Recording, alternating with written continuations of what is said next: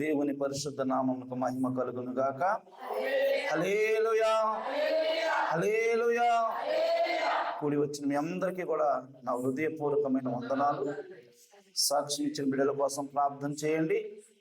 ఈ దినాన్ని దేవుడు ఈ యొక్క అవకాశాన్ని కల్పించి మీ మధ్యలో ఇక వాక్య పరిచర్య చేయడానికి దేవుడు ఇచ్చినటువంటి కృపను బట్టి మరొకసారి దేవునికి స్తోత్రాలు. హల్లెలూయా, హల్లెలూయా. సమయంలో పరిశుద్ధ గ్రంథం నుండి హెబ్రీయులు రాసిన పత్రిక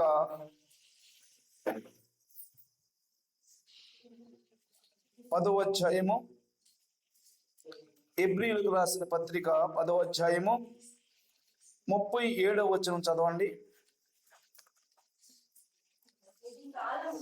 ఇక కాలము బహు కొంచెముగా ఉన్నది, వచ్చుచున్నవాడు ఆలస్యము చేయక వచ్చును.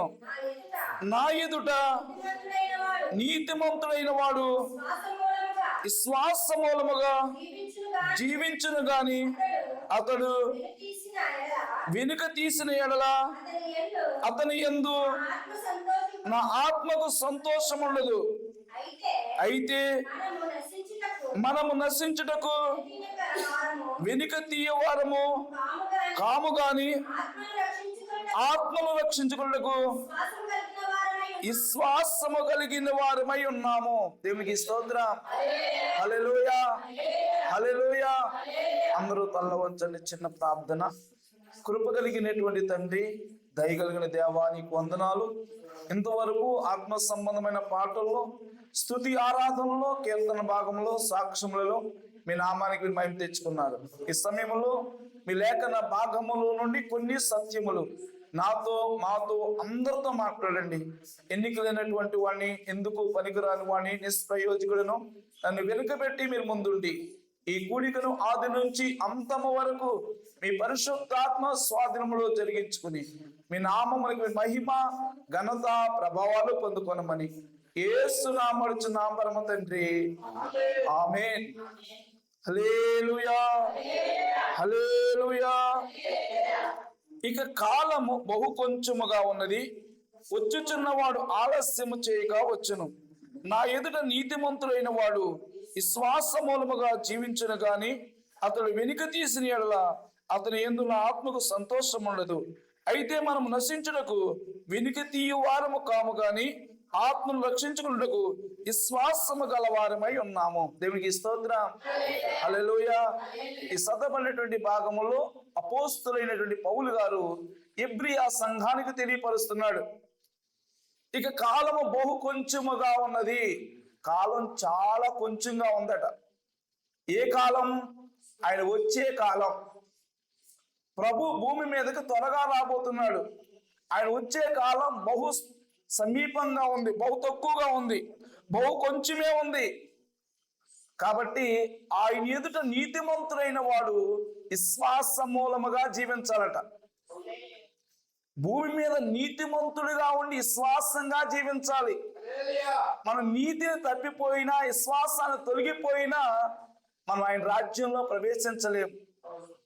అందుకని భూమి మీద ప్రతి మనుషుడు నీతిని అనుసరించాలని, విశ్వాసము గలవారై ఉండాలని, నీతిలో గాని విశ్వాసములో గాని తొలగిపోకుండా కాపాడుకోవాలని లేఖనాల్లో స్పష్టంగా వ్రాయబడ్డాయి. దేవునికి స్తోత్రం. అందుకని నోవాహు దినాల్లో చూసినట్లయితే, నోవాహు దినాలంట నోవాహు ఒక్కడే నీతిమంతుడిగా కనబడ్డాడట.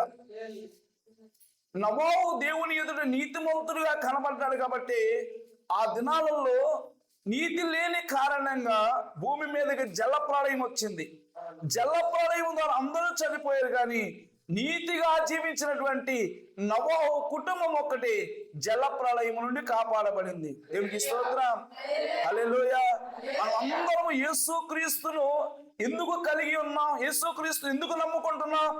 యేసుక్రీస్తు నామమున ఎందుకు ప్రార్థన చేస్తున్నాం? ఏదో తాత్కాలికమైన ఆశీర్వాదాలు కలుగుతాయనా, లేకపోతే ఏదో మేలులు అనుభవిస్తామనా? తాత్కాలికమైన మేలుల కోసం కాదు, తాత్కాలికమైన ఆశీర్వాదాల కోసం కాదు, శాశ్వతమైన జీవము కోసం, శ్రేష్టమైన పరలోకం కోసం మనమందరము కూడా ఆయన ఎదుట నిలబడగలగాలి. దేవునికి స్తోత్రం. హల్లెలూయా, హల్లెలూయా, హల్లెలూయా. కాలము కొంచెముగా ఉన్నది, ఆయన త్వరగా రాబోతున్నాడు కాబట్టి ఆయన ఎదుట ప్రతి వారు విశ్వాసము గలవారై ఆయన ఎదుట నీతిమంతులుగా జీవించాలని, నీతి కలిగిన ప్రతి వారు విశ్వాసము కలిగి ఉండాలని. విశ్వాసం అంటే ఏంటి చూడండి, మోషే యొక్క విశ్వాసము. మోషే చిన్న వయసులో ఉగ్గుపాలతోనంట తన తల్లి భక్తిని నేర్పించిందట, విశ్వాసాన్ని నేర్పించిందట. విశ్వాసములో రోజు రోజుకు వెతుకుతున్నటువంటి పరిస్థితుల్లో అతను పెద్దవాడైన తర్వాత, సకల విద్యలు నేర్చుకున్న తర్వాత, ఆ యొక్క ఐగుప్తు దేశంలో ఫరో యొక్క కుమార్తె సకల విద్యలు నేర్పించింది. ఈ సకల విద్యలతో పాటు తల్లి ఉగ్గుపాలతో భక్తిని, విశ్వాసాన్ని నేర్పించింది. ఈ యొక్క భక్తి విశ్వాసం ఏమైందంటే అతను పెద్దవాడైన తర్వాత విశ్వాసమును బట్టి ఐగుప్తు ధనము కంటే క్రీస్తు విషయమైన నింద గొప్ప భాగ్యం అని ఎంచుకున్నాడట. రెండవది, అల్పకాలము పాపభోగము అనుభవించుట కంటే దేవుని ప్రజలతో శ్రమ అనుభవించుట మేలని యోచించాడట. దేన్ని బట్టి? విశ్వాసమును బట్టి.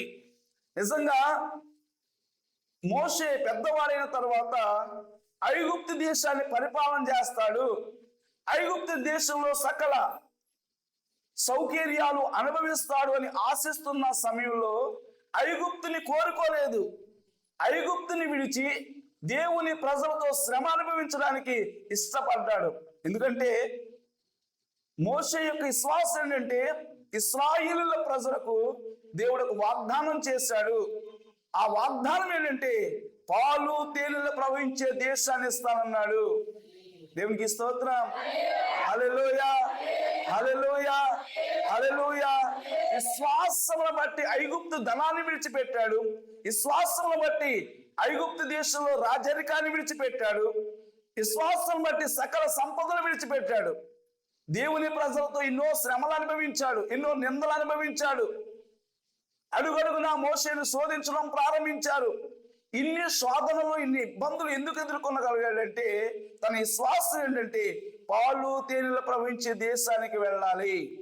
ఆ విశ్వాసముతోనే దేవుని ఎదుట నిలబడగలిగాడు. కాబట్టి మోషే యొక్క సమాధి అంట దేవదూతల చేత చేయబడిందట. ఈ భూమి మీద ప్రతి మనుషుని యొక్క సమాధి మనుషులే చేయాలి, కానీ మోషే యొక్క సమాధి దేవదూతల చేత చేయబడిందట. ఇంతటి ఘనత కలగడానికి గల కారణం ఏంటి? మోషే విశ్వాస వీరుడు, విశ్వాసము గలవాడు. మనం ఈ కడవరి దినాల్లో ఆయన త్వరగా వస్తున్నాడు. కాలం చాలా కొంచెంగా ఉంది కాబట్టి ఆయన ఎదుట నీతిమంతులుగా విశ్వాసంగా జీవించాలి. నీతిని ఏమాత్రం తప్పిపోకూడదు. నీతి అంటే ఏంటి? దేవుని మాట వినటమే, దేవుని ఆజ్ఞను గైకొనటమే. ఈ భయంకరమైన దినాలలో దేవుని మాట వినేవారు బహు కొంచెముగా కనబడుతున్నారు. దేవుని ఆజ్ఞలను గైకొనేవారు చాలా తక్కువగా కనబడుతున్నారు. చాలా మంది భక్తి చేస్తున్నారు, భక్తికి ఏమాత్రం లోటు లేదు.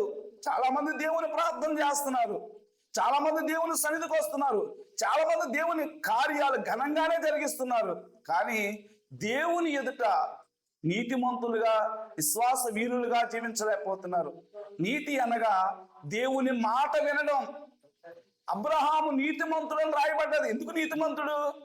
అబ్రహాంతో దేవుడు చెప్పాడు, అబ్రహామా నీకు ఒకే ఒక కుమారుడు ఉన్నాడు కదా, ఆ కుమారుని మోరియా పర్వతం తీసుకొచ్చి నాకు బలి అర్పించు అన్నాడు. అబ్రహాంలో రెండు కనబడుతున్నాయి. ఒకటి నీతి కనబడుతుంది, రెండు విశ్వాసం కనబడుతుంది. అబ్రహాం యొక్క విశ్వాసం ఏంటి? అబ్రహాంకు దేవుడు వాగ్దానం చేశాడు. సంతానం లేని సమయంలో ఆయన బయటకు తీసుకొచ్చి, అబ్రహామా చూడు, ఆకాశపు నక్షత్రములు లెక్కించు, భూమి మీద ఇసుక రేణువులు చూడన్నాడు. నక్షత్రాలు లెక్కించడానికి అవకాశం లేదు, నక్షత్రాన్ని ఎవరు లెక్క పెట్టలేరు, భూమి మీద ఇసుక రేణువులు కూడా ఎవరు లెక్కించలేరు. ఈ సంతానాన్ని నేను అంతగా ఆశీర్వదిస్తానని అబ్రహాముకు వాగ్దానం చేశాడు. వాగ్దానం చేసినటువంటి దేవుని పట్ల అబ్రహాం విశ్వాసము గలవాడిగా కనబడుతున్నాడు. ఎలా విశ్వాసం కనబడుతుంది అంటే అబ్రహాముకు కుమారుని ఇచ్చాడు. ఆ కుమారుడు ఎదుగుతున్నటువంటి సమయంలో విశ్వాసాన్ని పరీక్షించడానికి అబ్రహాంతో దేవుడు చెప్పాడు, నీకు ఒకే ఒక కుమారుడు ఉన్నాడు కదా, ఆ కుమారుని మోరియా పర్వతం తీసుకొచ్చి నాకు బలి అర్పించు అన్నాడు. వెంటనే దేవుని మాట విని, అయ్యా ఏంటి నాయనా నువ్వు నాకు వాగ్దానం చేసావు, నీ సంతానం ఆకాశ నక్షత్రముల కంటే భూమి మీద ఇసుక రేణువుల కంటే విస్తరింపజేస్తాను వాగ్దానం చేసావు, ఏంటి మళ్ళా తిరిగి ఆ కుమారుని బలిమ్మంటున్నావు అని మారు మాట పలకలేదట. అబ్రహాముకి విశ్వాసం ఏంటి?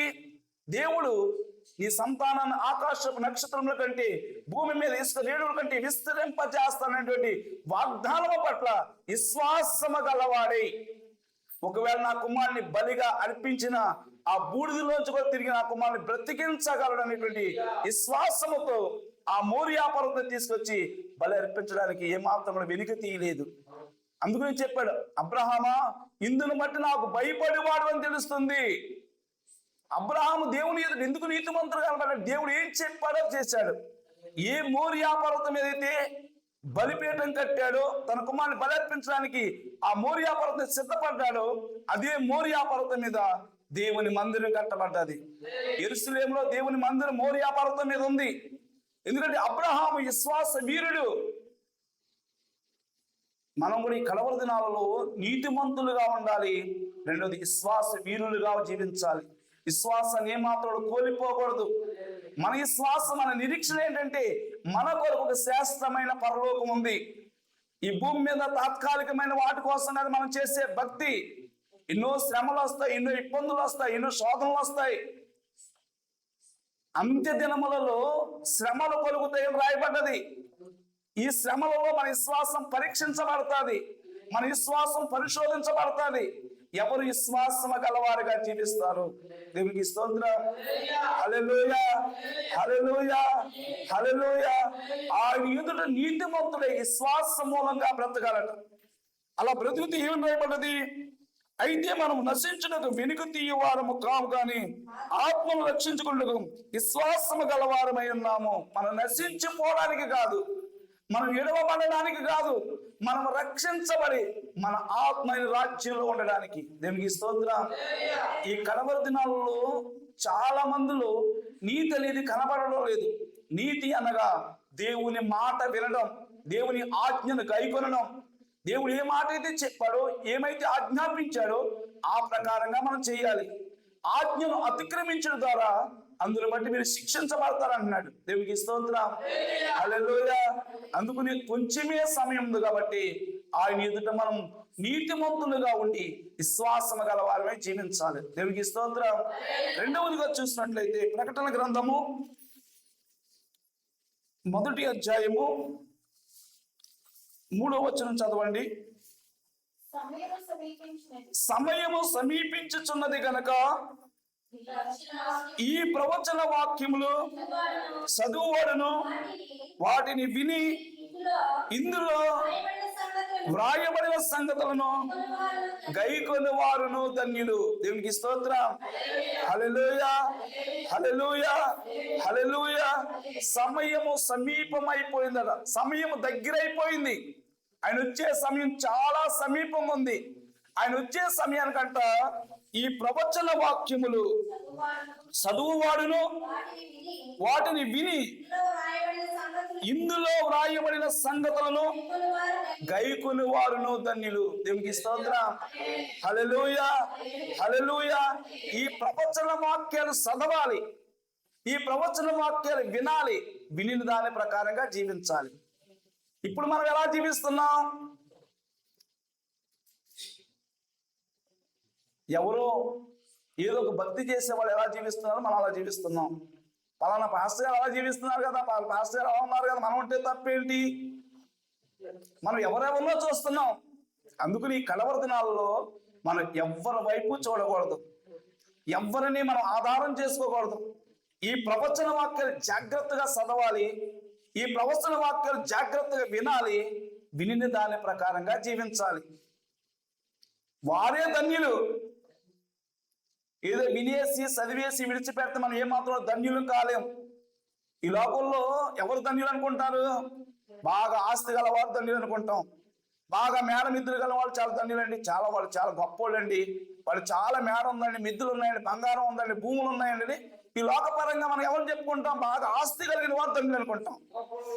కానీ దేవుని దృష్టిలో ఎవరు ధన్యులంటే ఈ ప్రవచన వాక్యాలు జాగ్రత్తగా చదివి విని వాటి ప్రకారంగా జీవించేవారు ధన్యులని రాయబడ్డది. దేవునికి స్తోత్రం. హల్లెలూయా, హల్లెలూయా. ఎందుకంటే ఈ కడవరి దినాల్లో అంట మనం ఎవరి వైపు చూడకూడదట, ఏటి వైపు చూడకూడదట. మనం ఎవరిని ఆధారం చేసుకోకూడదు. ఎవరు ఎలా భక్తి చేసినా, ఎవరు ఎలా వాళ్ళ విశ్వాసాలను కాపాడుకున్నా కాపాడుకోకపోయినా మనం దేవుని యొక్క లేఖనాలను ఆధారం చేసుకోవాలి. వాక్యంలో ఏమైతే వ్రాయబడి ఉందో అదే ప్రకారంగా జీవించాలి. అందుకని చెప్తున్నాడు, ఆది యందు వాక్యముండును, వాక్యము దేవుని యందుండును, ఆ వాక్యమే దేవుడి ఉండును. ఈ ప్రస్తుత దినాల్లో దేవుడు ఎలా మనకు కనబడతాడు? దేవుడు ఎలా మనతో మాట్లాడతాడంటే వాక్యమై ఉన్న దేవుడు. వాక్యాన్ని ఆధారం చేసుకోవాలి, వాక్యం మీద పూర్తిగా విశ్వాసం ఉంచాలి, వాక్యాన్ని పూర్తిగా నమ్మాలి. దేవునికి స్తోత్రం. హల్లెలూయా. ఈ కడవరి దినాల్లో చాలా మంది వాక్యాన్ని వింటున్నారు, చాలా ప్రసంగాలు వింటున్నారు, కానీ వాక్య ప్రకారంగా జీవించలేకపోతున్నారు. దేవునికి స్తోత్రం. హల్లెలూయా. సమయము చాలా సమీపంగా ఉంది, సమయం చాలా కొంచెంగానే ఉంది. ఈ కొంచెం సమయంలో ఈ ప్రవచన వాక్యాలు జాగ్రత్తగా చదవాలి, ఈ ఒక్క వాక్యాలు జాగ్రత్తగా వినాలి, వినిన దాని ప్రకారంగా జీవించాలి. అందుకే కీర్తనలో రాయబడి చూడండి, మొదటి కీర్తనలో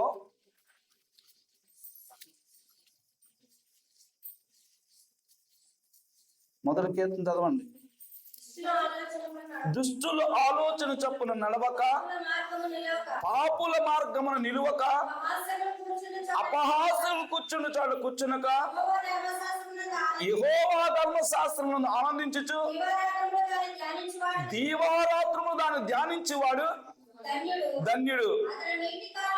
అతడు నీటి కాలంలో యోరన నాటబడినదై ఆకు వాడక తన కాలమందు ఫలమిచ్చు చెట్టు వలె ఉండును. దేవునికి స్తోత్రం. హల్లెలూయా, హల్లెలూయా.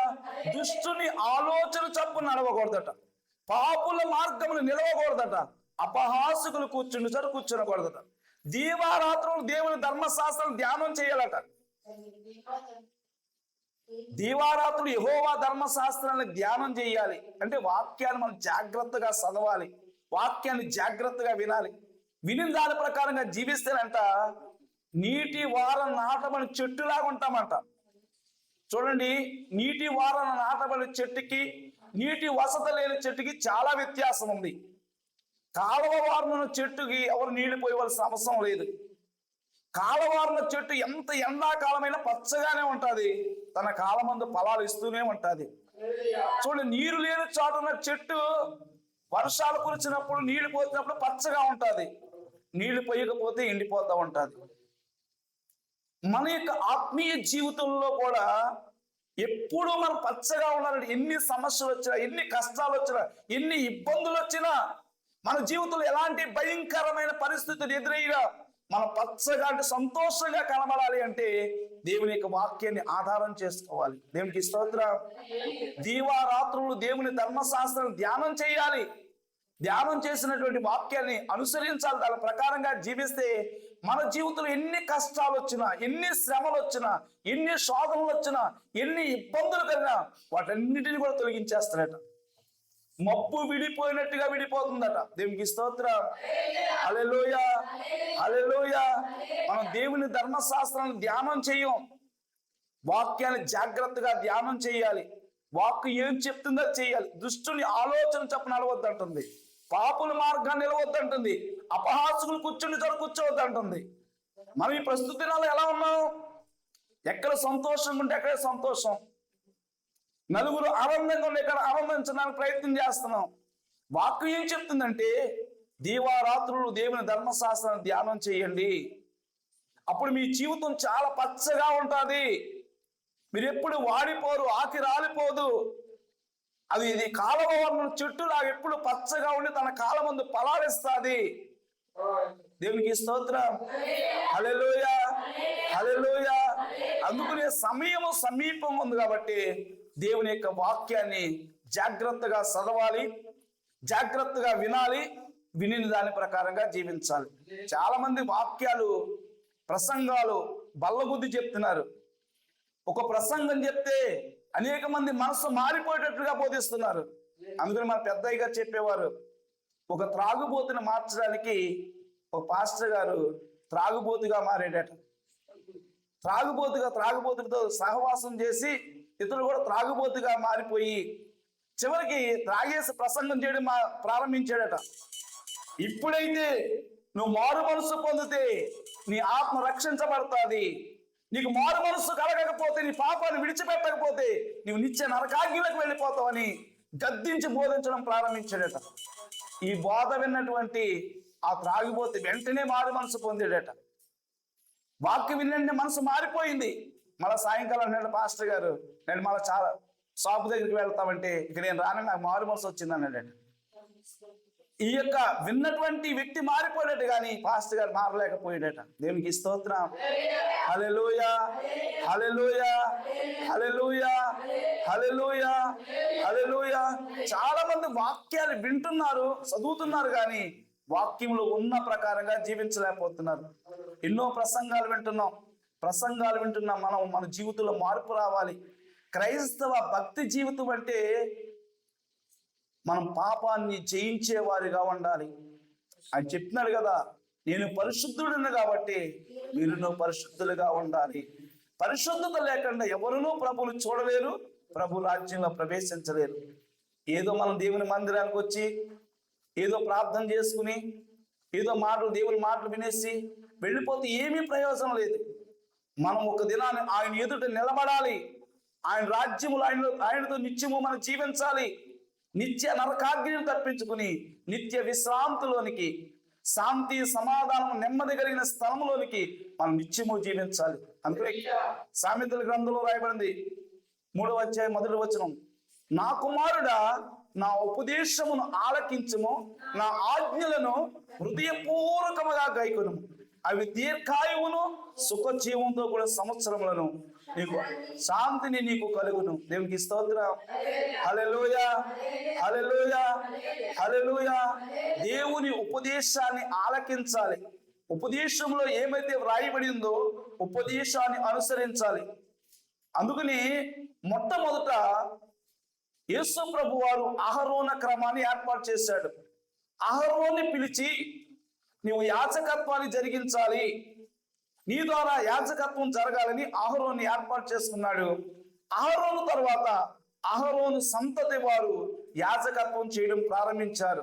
వంశ పారంపరం అనేటువంటి ఆ యొక్క యాజకత్వం జరుగుతున్న సమయంలో కొన్ని లోపాలు కనిపించాయి. ఆ లోపాలను సరిచేయడానికి దేవుడంట అహరోను క్రమాన్ని తప్పించి ఉపదేశ క్రమాన్ని ఏర్పాటు చేశాడట. దేవునికి స్తోత్రం. హల్లెలూయా. ఉపదేశం, వాక్యమునకు ఎవరైతే లోబడతారో, వాక్యమునకు ఎవరైతే విధేయులై ఉంటారో, వాక్య ప్రకారం ఎవరైతే జీవిస్తారో వారిని దేవుడు వారిని యాజకులుగా చేయడానికి, వారిని ఉపదేశాన్ని బోధించడానికి ఆయన ఇప్పుడు ఈ కడవరి దినాల్లో ఏర్పాటు చేసుకుంటున్నాడు. దేవునికి స్తోత్రం. ఇప్పుడు ఈ ఉపదేశ క్రమం అంటే వాక్యాన్ని అనుసరించాలి, వాక్యంలో ఉన్న సత్యాన్ని గ్రహించాలి, ఆ సత్యంలో ఉన్న ప్రకారంగా జీవించాలి. మన నామకార్థక స్థితి, నామకార్థక బ్రతికితే మనం పరలోకం వెళ్ళలేం. ఈ భూమి మీద బ్రతకడానికి ఉపయోగపడుతుంది. మన భక్తిలో ఏదో ఒక ఆశీర్వాదం పొందుకోవడానికి, మన భక్తిలో ఏదో దీవెన పొందుకోవడానికి, మన భక్తిలో ఏదో మేలును అనుభవించడానికి ఉపయోగపడుతుంది తప్ప మన భక్తి వలన మన పరలోక రాజ్యం చేరలేము. ఇంత ప్రయాసం దేనికోసం? ఇంత నియమ నిబంధనల ప్రకారం భక్తి దేనికోసం? మన పరలోకానికి వెళ్ళాలి. మన కొరకు ఒక శ్రేష్టమైన పరలోకం ఉంది. ఆ విశ్వాసంతోనే మనం భక్తి చేస్తున్నాం. దేవునికి స్తోత్రం. హల్లెలూయా, హల్లెలూయా. అందుకనే సమయం చాలా సమీపం ఉంది కాబట్టి వాక్యాన్ని వినాలి, విని దాని ప్రకారంగా జీవించాలి. అప్పుడే మనం ధన్యులం.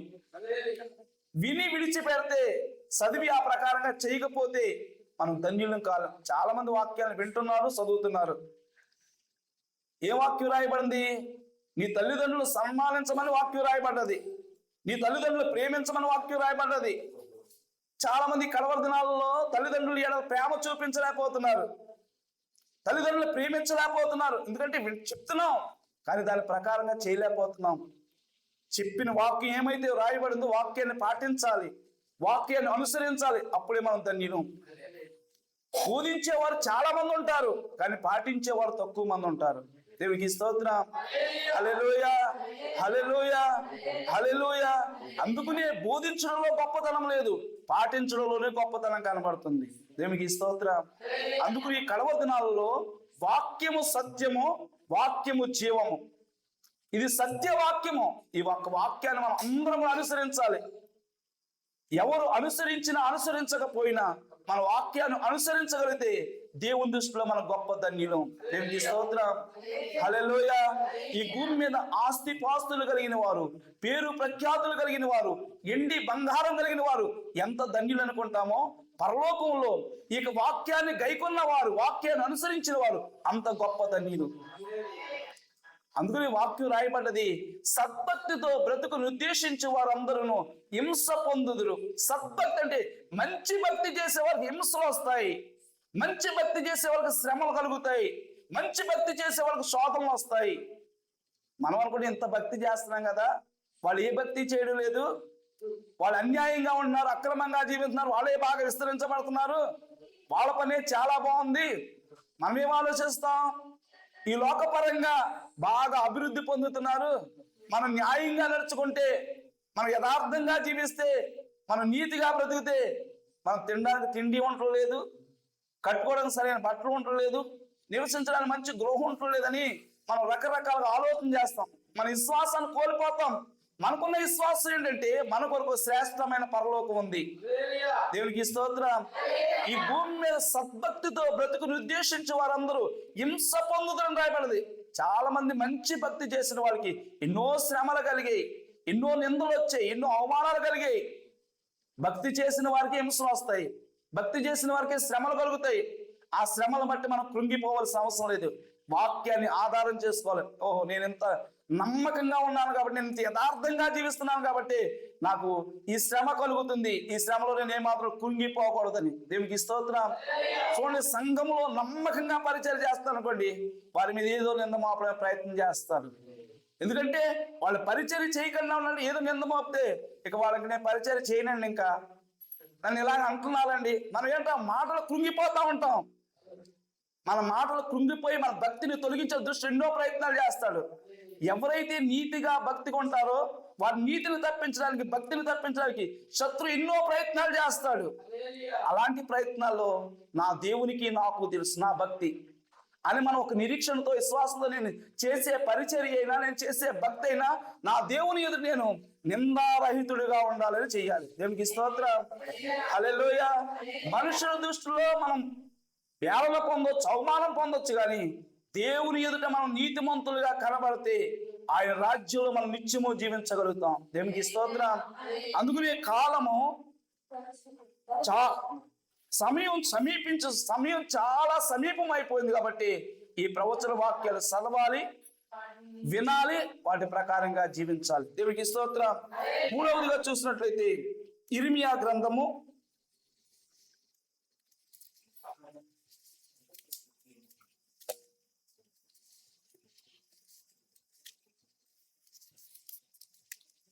8వ అధ్యాయము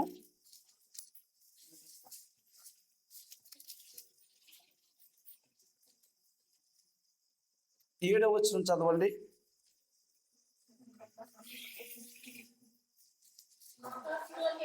ఆకాశములకు ఎగురు శంఖపుడి కొంగైనను తన కాలము నిరుగును, తెల్ల గొవ్వయు మంగళ కత్తి పెట్టయు ఓదే కొరకును తాము రావలసిన కాలము నెరుగును. అయితే నా ప్రజలు యెహోవా న్యాయ విధిని ఎరుగరు. దేవునికి స్తోత్రం. హల్లెలూయా, హల్లెలూయా. కాలాన్ని ఎరిగి పిట్టలు జీవిస్తా ఉన్నాయి. ఏ కాలానికి ఆ కాలం. పిట్టలు, పక్షులు, జంతువులు అన్ని కాలాలు తెలుస్తున్నాయి, కానీ మనుషునికి దేవుని కాలం తెలియటం లేదట. ఇది ఏ కాలం అంటే అన్యాయము చేసే కాలం, అక్రమముగా జీవించే కాలం, అక్రమం విస్తరించబడుతున్న కాలం. అందుకని చెప్పాడు, మనుష్య కుమారుడు దినాలు ఎలా ఉంటాయంటే నోవహు దినాల్లా ఉంటాయి అన్నాడు. రెండవది లోతు దినాల్లా ఉంటాయి అన్నాడు. దేవునికి స్తోత్రం. నోవహు దినాల్లో ఏం జరిగింది అంటే తినడం, త్రాగడం, ఇల్లు కట్టుకోవడం తప్ప ఎవ్వరు కూడా దేవుని భయం లేకుండా, భక్తి లేకుండా జీవించారు. లోతు దినాలు ఎలా ఉన్నాయంటే ఆ సొదొమ గొమొర్రా పట్టణం అంతా కూడా పాపముతో నిండబడ్డది. ఎలాగ పాపంతో నిలబడ్డదంటే బాలుల్లో పాపం కనబడుతుందట, వృద్ధుల్లోనూ పాపం కనబడుతుందట, యవ్వనుల్లో అందరిలో పాపం కనబడుతుందట. చూడండి, లోతు దినాల్లో బాలురులో కూడా పాపమేనట. వయసుతో ప్రమేయం లేదు. ఇప్పుడు ఈ ప్రస్తుత దినాల్లో కూడా అలాగే ఉంది. వయసుతో ప్రమేయం లేదు. చిన్నపిల్లలు కూడా పాపం చేయాలని ప్రేరేపించబడతా ఉన్నారు. ఇది భయంకరమైన దినాలు. దేవుని న్యాయ విధులు మనం తెలుసుకోవాలి. ఎలాగూ న్యాయంగా నడుచుకోవాలో, ఎలాగూ దేవుని ఆజ్ఞలు గైకొనాలో, ఎలాగూ భక్తి చేయాలో మనం జాగ్రత్తగా ఎరిగి ఉండాలి. ఎందుకంటే ఇది న్యాయ విధులు ఎరగని దినాలు, న్యాయం తప్పిపోయేటువంటి దినాలు. ఎక్కడ చూసిన అన్యాయమే. ఒకరి ఒక అన్యాయం చేయడానికి ప్రయత్నం చేస్తున్నారు. అందుకని చెప్పాడు, నీతిని తప్పి నగరము కట్టి వారికి శ్రమ. ఒకవేళ అన్యాయంగా ఈ భూమి మీద ఏదైనా సంపాదించినా చివరికి శ్రమ పడాలి తప్ప సంతోషం అనేది అనుభవించలేం. ఒకవేళ ఏదో కొద్ది కాలం తాత్కాలికంగా కొన్ని రోజులు ఇలాంటి అన్యాయంగా సంపాదన వల్ల ఏదో ఒక కొంచెం కాలం సుఖాన్ని అనుభవించవచ్చు, కానీ ఆ కొద్ది కాలం తర్వాత చాలా కష్టాల పాలైపోవాలి. దేవునికి స్తోత్రం. హల్లెలూయా, హల్లెలూయా, హల్లెలూయా, హల్లెలూయా. అందుకని అంటున్నాడు, నా ప్రజలు యెహోవా న్యాయ విధిని ఎరగరు. యెహోవా న్యాయ విధిని ఎరగాలట. ఈ కాలం ఎలాంటిది? పక్షులు కాలాన్ని ఎరుగుతున్నాయి. కాలం ఎరుగు చెట్లు ఫలిస్తున్నాయి. ఏ కాలానికి చెట్టు ఆ చెట్టే ఫలిస్తుంది. యాసవి కాలం ఏ చెట్లు ఫలిస్తాయో ఆ కాలాన్ని ఆ చెట్లే ఫలిస్తున్నాయి. ఏ సీజన్ ఆ చెట్లు ఫలిస్తా ఉన్నాయి. కానీ మానవుడు న్యాయ విధులను తెలుసుకోవాలట. ఇది న్యాయ విధులను తెలుసుకునే కాలం ఇది. ఎవరు న్యాయంగా నడుచుకుంటారో, ఎవరు యథార్థంగా జీవిస్తారో, ఎవరు భక్తిగా జీవిస్తారో, ఎవరు పాపాన్ని తప్పించుకోగలుగుతారో వారి జీవితంలోనే దేవుడు గొప్ప కార్యాలు చేస్తాడు.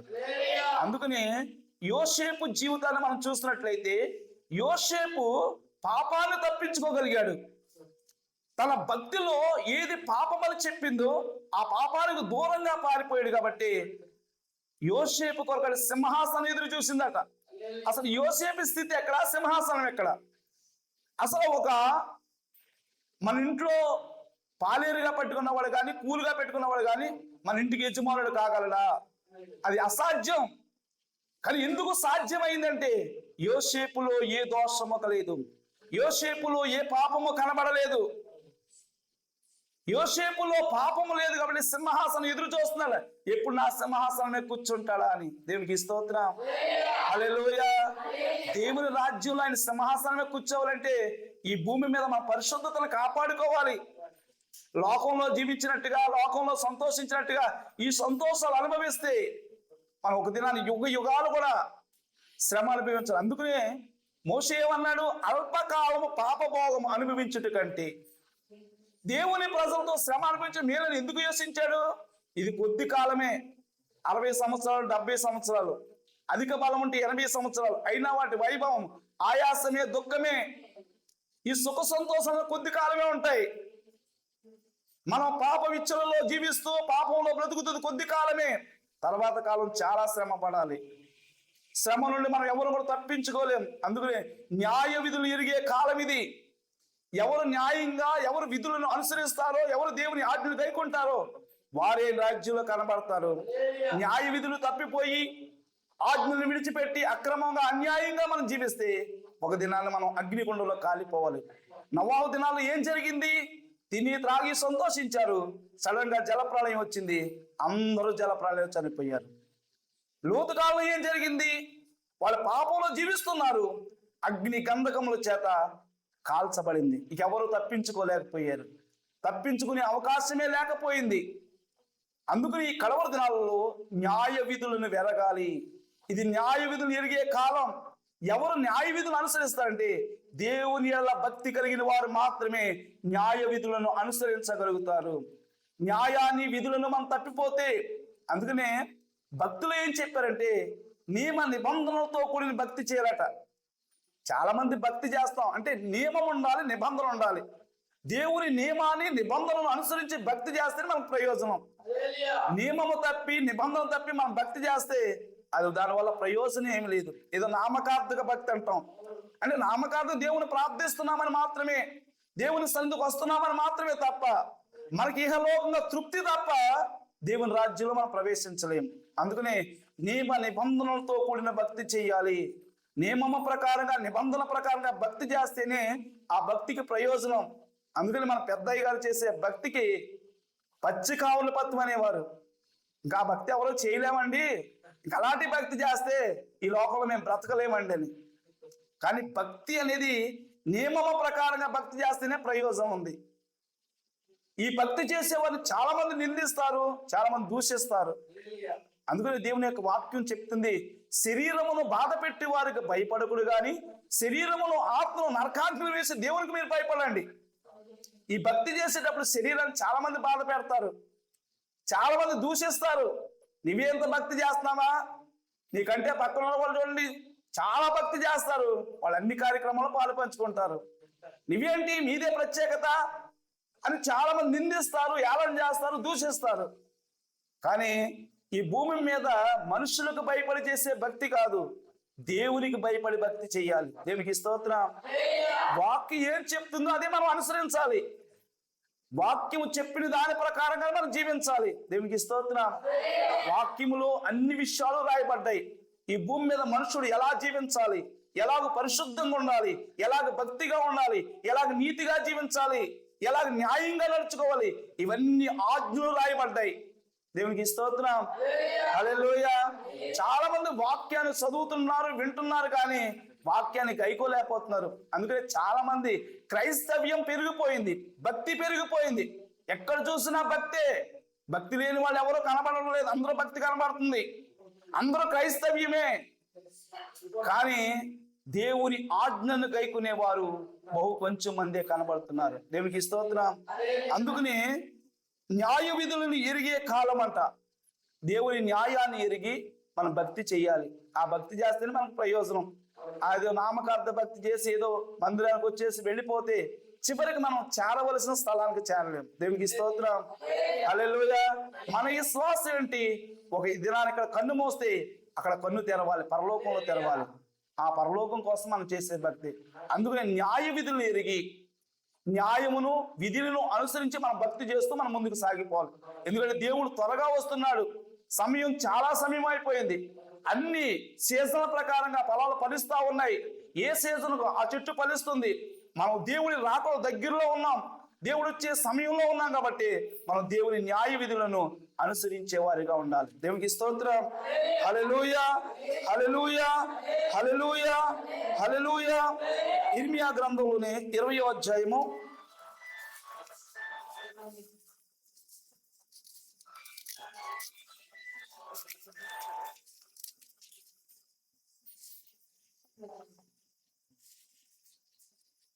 8వ అధ్యాయము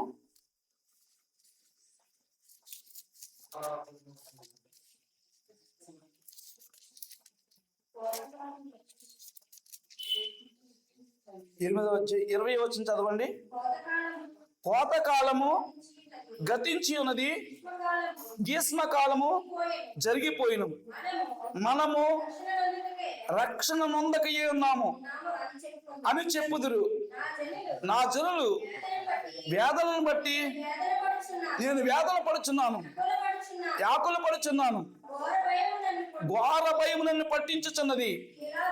గిలాదులో గుగ్గిలం ఏమీ లేదా, అక్కడ ఏ వైద్యుడు లేడా, నా జనులకు స్వస్థత ఎందుకు కలగపోవచ్చున్నది. దేవునికి స్తోత్రం.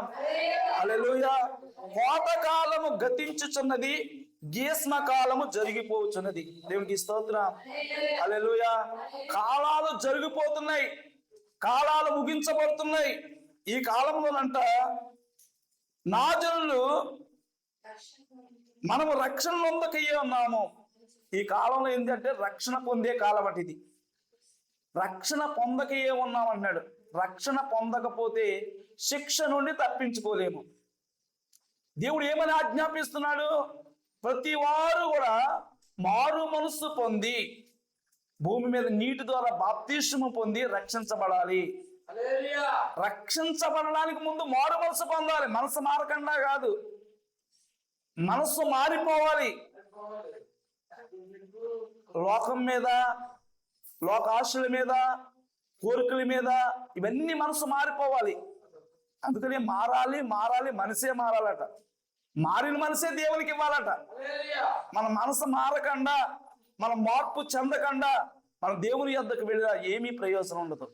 అందుకనే ఇక్కడ ప్రతి వారు కూడా రక్షణ పొందాలి. రక్షణ పొందే కాలం ఇది. అందుకని ఇంత గొప్ప రక్షణను మీరు నిర్లక్ష్యము చేసిన ఎడల ఎలాగూ తప్పించుకుందరు? ఆ భయంకరమైన ఉగ్రతను ఎలా తప్పించుకుంటారు? అందుకని భూమి మీద ఆ ఉగ్రతను తప్పించుకోవడానికి మీరు మారు మనసు పొంది రక్షణ పొందండి. దేవునికి స్తోత్రం. హల్లెలూయా. కాలాలన్నీ కూడా గతించిపోతున్నాయి. ఏ కాలం వస్తుంది? యేసు ప్రభు వచ్చే కాలం వచ్చింది. ఆయన త్వరగా వస్తున్నాడు. అన్నిటి సమయం అయిపోయింది. కాబట్టి ఆయన వచ్చే సమయానికి ప్రతి వారు రక్షణ పొందాలి. రక్షణ లేకుండా ఏ మనుషుడు కూడా శిక్షణను తప్పించుకోలేడు. దేవునికి స్తోత్రం. చాలా మంది అనుకునే రక్షణ అంటే ఏదో ఒక రకంగా బాప్తీసం తీసుకుంటే ఇక మేము టికెట్ పొందేస్తున్నామండి, మాకు టికెట్ అయిపోయింది, పరలోకం వెళ్ళిపోతామని. అది చాలా అసాధ్యం. ఇప్పుడు ఈ ప్రస్తుత దినాల బాధ ఎలా ఉందంటే, మీరు మారు మనసు పొందినా పొందకపోయినా పర్లేదు, మీరు మునిగేశారంటే, మీరు బాప్తీసం తీసుకున్నారంటే మీరు రక్షించబడిపోతారు, మీ ఆత్మ పరలోకం వెళ్ళిపోతుంది అంటే చాలా మందికి అదే సంతోషం. అందుకని చాలా మంది ఎలాగున్న వాళ్ళు అలాగే బాప్తీసం తీసేసుకుంటున్నారు. ఎందుకంటే బాప్తీసం అనేది టికెట్ లాంటిది.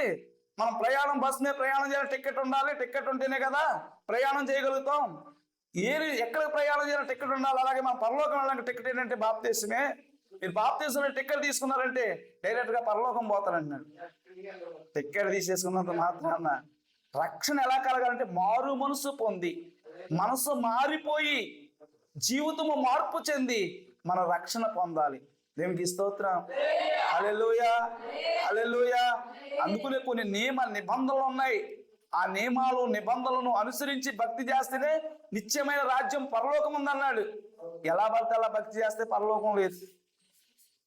అందుకని చాలా మంది సులువైన భక్తి ఏం చెప్తున్నారంటే, మీరు మారు మనసు పొందినా పొందకపోయినా పర్లేదు, మీరు చుట్టా బీడీ కాల్చినా పర్లేదు, కానీ మీరు బాప్తీసం తీసేసుకోండి. ఈ వారం వచ్చారా మళ్ళా వారం బాప్తీసం తీసుకోండి, లేకపోతే మీ యొక్క ఆత్మ నరకంలో వెళ్ళిపోతుంది. ఏలాస ఏంటి? ఇక బాప్తీసం తీసుకుంటే మా చర్చిలో ఉండిపోతారండి. బాప్తీసం తీసుకుంటే వేరే చర్చిలో కలరు కదా. చాలా మంది యొక్క అభిప్రాయం ఇది. వాక్యం అదిగా చెప్పేది. ప్రతి వారు కూడా మనసు మారిపోవాలి. ప్రతి వారు కూడా నీతిమంతులుగా కనబడాలి, విశ్వాస వీరులుగా కనబడాలి, సరైన భక్తి మార్గం నడవాలి. ఇన్ని నియమ నిబంధనలను అనుసరిస్తేనే ఆ పరలోక రాజ్యం ఉంది. దేవునికి స్తోత్రం. హల్లెలూయా, హల్లెలూయా. ఆయన వచ్చే కాలం చాలా దగ్గరైపోయింది. అందుకు చూడండి, ప్రకటన గ్రంథంలో 3వ అధ్యాయం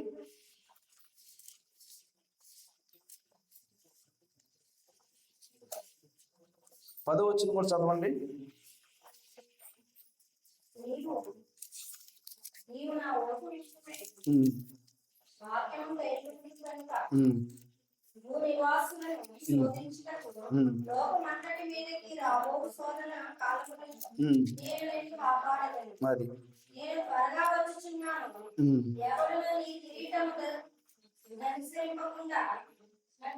నపహారింపకుండానట్లు నీకు కలిగిన దాన్ని గట్టిగా పట్టుకొనుము. దేవునికి స్తోత్రం. హల్లెలూయా. నీవు నా ఓర్పు విషయమైన వాక్యమును గైకొంటివి గనుక భూనివాసులను శోధించుటకు లోకమంతటి మీదకి రాబోవు శోధన కాలములో నేను నిన్ను కాపాడేదను. దేవునికి స్తోత్రం. లోకమంతటి మీదకి రాబోయే శోధన కాలంలో మనం కాపాడబడాలి అంటే ఓర్పు విషయమైన వాక్యాన్ని గైకోవాలట. వాక్యాన్ని గైకోవాలని చాలా ఓర్పు ఉండాలి. వాక్యంలో సత్యంలో జీవించాలి, చాలా ఓర్పు ఉండాలి. ఎన్నో శ్రమలు వస్తాయి, ఎన్నో ఇబ్బందులు వస్తాయి. అటన్నిటినీ ఓర్చుకుంటేనే మనం ఒక దినాన్ని కాపాడబడతాం. శోధన కాలం రాబోతుంది. వచ్చే కాలంకి ఏంటంటే శోధన కాలం, అంటే తీర్పు తీర్చే కాలం. ఇంకా ఆ శోధన కాలంలో మనం తప్పించబడాలంటే ఏంటి శోధన? అది భయంకరమైన నరకాగ్ని కొండం. ఆ శోధనలోంచి తప్పించాలంటే ఓర్పు విషయంలో, వాక్యం విషయం ఓర్పు కలిగి ఉండాలి. వాక్యానుసారంగా జీవించడం అంటే చాలా కష్టం. అందుకని యేసు ప్రభువు ముందే చెప్పేశారు, నా మార్గం చాలా ఇరుకు మార్గం, ఇది విశాలమైన మార్గం కాదు, ఇది ఇరుకు మార్గం. ఇరుకు మార్గంలో ప్రయాణం చేయాలి. ప్రతి మనుషుడు కూడా ఇరుకు మార్గంలో ప్రయాణం చేయడానికి ఇష్టపడరు, విశాలమైన మార్గంలో ప్రయాణం చేయడానికి ఇష్టపడతారు. ఇరుకు మార్గాన్ని ఎవరు కోరుకోరు. అందుకని ఈ మార్గం చాలా ఇరుకు మార్గం అన్నాడు. అనుసరించే వారికి చాలా సులువు అన్నాడు. దేవునికి స్తోత్రం. హల్లెలూయా, హల్లెలూయా, హల్లెలూయా.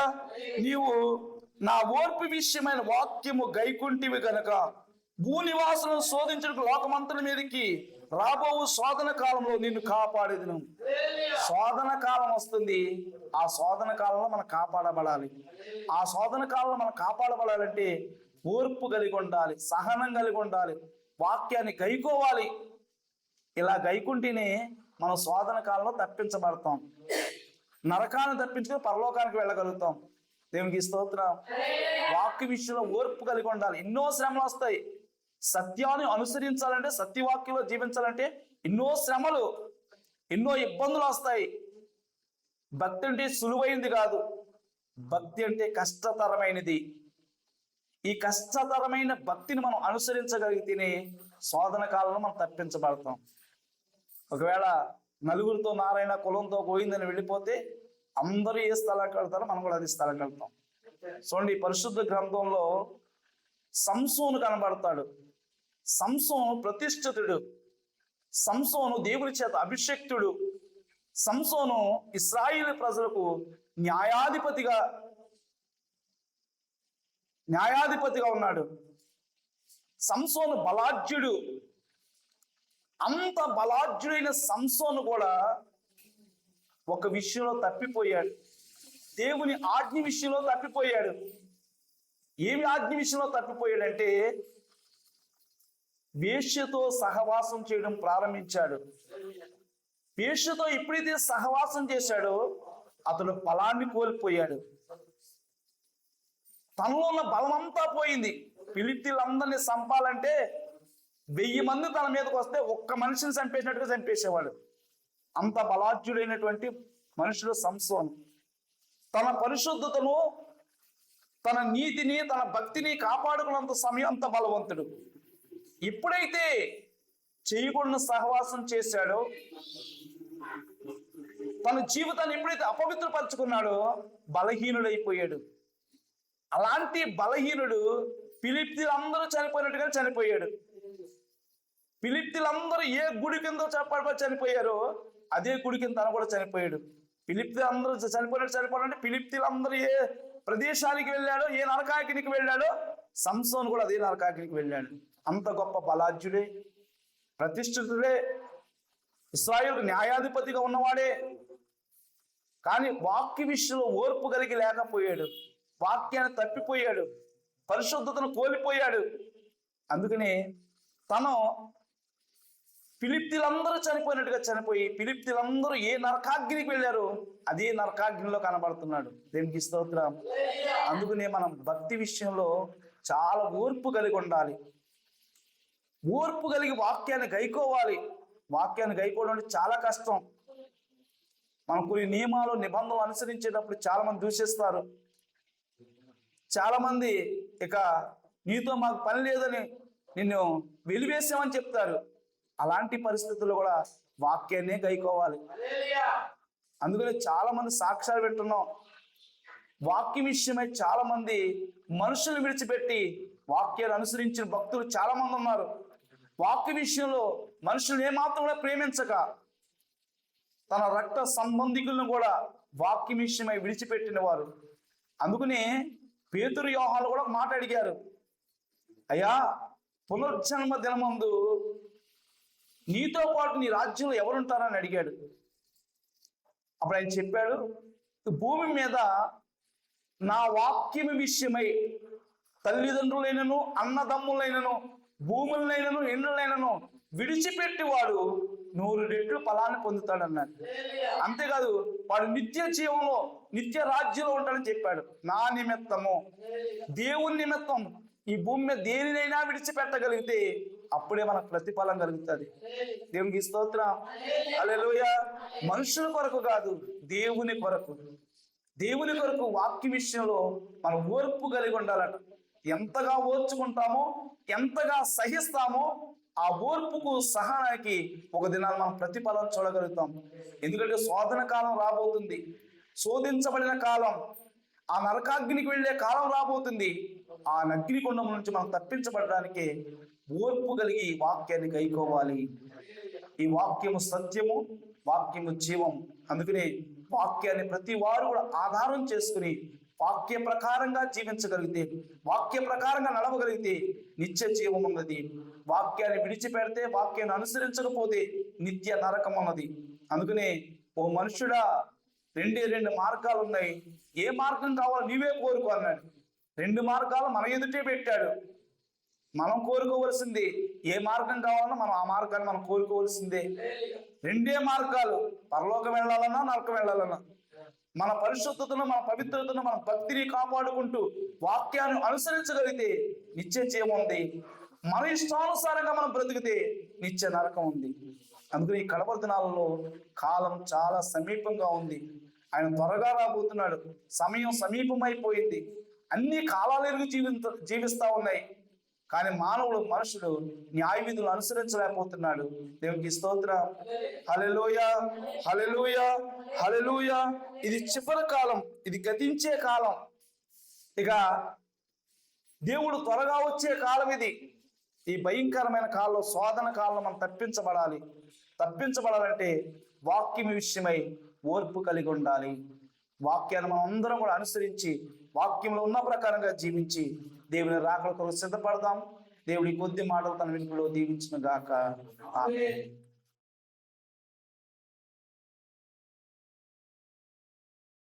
అందరం మోకరించుకొని ప్రార్థన చేసుకుందాం. స్తోత్రం, స్తోత్రం, స్తోత్రం, స్తోత్రం, స్తోత్రం, స్తోత్రం, స్తోత్రం. కృప కలిగినటువంటి తండ్రి, దయ కలిగిన దేవా, నీకు వందనాలు, స్తోత్రాలు, వందనాలు, స్తోత్రములు. స్తుతి, ఘనత, మహిమ, ప్రభావములు మీకు మాత్రమే ఆరోపించుకుంటున్నాము తండ్రి. పరిశుద్ధాత్మ దేవా, నీకు స్తోత్రాలయ్యా, స్తోత్రముల ప్రభా. ఈ కడవరి దినములలో, అంత్య దినములలో, అపాయకరమైన కాలంలో మేము ఉన్నాం ప్రభా. నీకు వందనాలు. సమయము సమీపించుచున్నదన్నా ప్రభా, కాలము గతించుచున్నదన్నా ప్రభా, నేను త్వరగా రాబోతున్నానన్నా ప్రభా. నీకు వందనాలు ప్రభా. ఈ కడవరి దినాల్లో ప్రభా, నువ్వు త్వరగా వస్తున్నావు కాబట్టి నీ ఎదుట ప్రతి వారు నీతిమంతుడిగా ఉండి విశ్వాసముగా జీవించాలన్నా ప్రభా. మా నీతిని మేము కాపాడుకుంటూ విశ్వాసము గల వారిపై జీవించడానికి సహాయం చేయండి ప్రభువా. అయ్యా, సమయం సమీపించింది కాబట్టి ఈ ప్రవచన వాక్యాలు వినాలి, చదవాలి, వాటి ప్రకారంగా జీవించాలన్నావు ప్రభువా. అలా జీవించే కృప మాకు దయచేయండి అయ్యా. కాలమును ఎరిగి పక్షులు జీవిస్తున్నాయి, కాలమును ఎరిగి వృక్షాలు ఫలిస్తున్నాయి, కాలమును న్యాయ విధులు ఎరిగి మనుషులు నడవలేకపోతున్నాడు ప్రభువా. అయ్యా, నీ న్యాయ విధులు ఎరిగే కాలం ఇది ప్రభువా.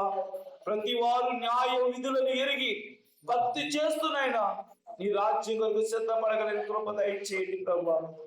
అయ్యా, ఓర్పు విషయమై వాక్యాన్ని ప్రభువా మేము అంగీకరించడానికి, వాక్యాన్ని గైకోవడానికి సహాయం చేయండి అయ్యా. సత్య వాక్యాన్ని అనుసరించినప్పుడు ఓర్పు కలిగి ఉండాలన్నా ప్రభా. అంటే సత్యాన్ని అనుసరించాలంటే ఎన్నో శ్రమలు కలుగుతాయి, ఎన్నో ఇబ్బందులు కలుగుతాయి నాయన. ఈ రెండింటిలో సహించుకుంటేనే ప్రభువా శోధన కాలంలో తప్పించబడతామన్నావు ప్రభువా. ఒక దినం ఒక శోధన కాలం రాబోతుంది ప్రభువా. ఆ దినాన్ని మేము అందరము తప్పించుకోవాలి ప్రభువా. అందుకనే వాక్యాన్ని మేము గైకోవాలి, వాక్యాన్ని అనుసరించాలి, వాక్య ప్రకారంగా జీవించాలి. అలాంటి ఓర్పు, అలాంటి సహనాన్ని మీరు మాకు అందరికీ అనుగ్రహించండి. విన్న మాటలు ప్రతి ఒక్క హృదయంలో నీరు కట్టి ఫలింపచేయండి. ఈ నా మాటలు విని వాటి చప్పున చేయి ప్రతి వాడును బండ మీద కట్టబడి ఇంటి వలె ఉంటారు నా ప్రభా. ఈ నా మాటలు విని వాడు చప్పున చేయని ప్రతి వాడును ఇసుక మీద కట్టబడి ఇల్లులా ఉంటారు నా ప్రభు. మేమందరము బండ మీద కట్టబడి ఇల్లు వలె బుద్ధిమంతుల వలె జీవించి నీ రాజ్య వ్యాప్తి గురించి సిద్ధపరచండి. కూడి వచ్చిన బిడ్డలందరినీ పేరు పేరు వరుసన దీవించి ఆశీర్వదించండి. ఈ స్థలంలో ఎవరైనా బలహీనులుగా ఉంటే కరుణించండి, కనికరించండి. మీ గాయపడిన హస్తమేయండి, సంపూర్ణమైన ఆరోగ్యం ఇవ్వండి. ఎవరు ఏ పరిస్థితిలో ఉన్నారో, ఎవరు ఏ సమస్యలతో ఉన్నారో, ఎవరు ఏ కష్టంలో ఉన్నారో వారందరినీ కూడా కృప చేత జ్ఞాపకం చేసుకోండి. నీ సన్నిధికి వచ్చిన బిడ్డలందరినీ కూడా దీవించండి. మీ బిడ్డలైనా ప్రేమతో అర్పించిన కానుకలను దీవించి ఆశీర్వదించండి. ఇచ్చిన మీ బిడ్డలకు తిరిగి 1000 రెట్లు అనుగ్రహించి ఆకాశంపు వాకండ నింపి పట్టజాలంత విస్తారమైన దీవులు దయచేయండి. ఈ కానుకలు మీ పరిచయంలో పడుకుని కూడి వచ్చిన బిడ్డలందరినీ పేరు పేరు వరుసన దీవించి ఆశీర్వదించమని యేసు నామమున పరమ తండ్రి ఆమేన్. మా తండ్రి అయిన దేవుని యొక్క ప్రేమ, కుమారుడు యేసుక్రీస్తు వారి కృప, పరిశుద్ధాత్మీయ సహాయము ఇప్పుడు ఎల్లప్పుడూ మనకు లోకములో ఉన్న సమస్త పరిశుద్ధులందరికీ సదాకాలము తోడేండును గాక. ఆమేన్. యేసు రక్తమే జయం, యేసు రక్తం చాయు, ప్రభు యేసు నామమునకే జయం. ఆమేన్.